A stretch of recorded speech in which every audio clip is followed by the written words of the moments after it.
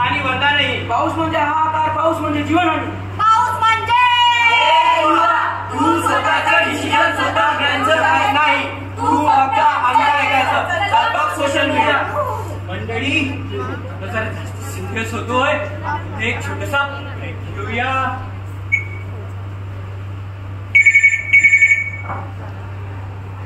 काय आपली विचारधारा बदलली? अरे यार, आता तुम्ही त्यांच्यासोबत भांडत होतो. बरोबर ठीक आहे, बघ तुम्ही काय करत.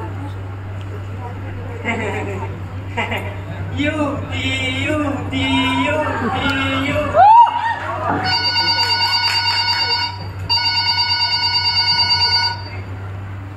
अरे आपण तटस्थ होतो ना. काय मी एवढ्या वेळच्या भल्या माणसासोबत भांडत होती. बरं राहू द्या. युती युती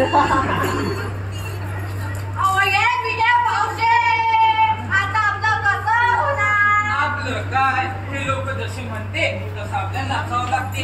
जाऊ दे तिथे. पाऊस हा खरंच वरदान की श्राप? पाऊस हा श्राप नाही तर आहे वरदानच. इथे आपण माणसं बदलू शकतो, तो तर निसर्गच आहे. निसर्ग बदलत नसतो, आपण मजबूर केलाय त्याला बदलायला. पण कसा आणि का?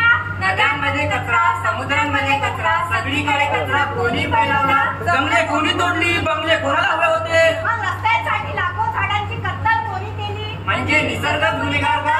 नाही, गुन्हेगार ते आपण. निसर्ग गुन्हेगार नसतो. चुकलो अवतार आपण माणूस. आपण विचार करायलाही चुकलो आणि निसर्गाबद्दलही चुकलो. प्रश्न हाच की माझ्या चॅनलची टीआरपी कशी वाढणार?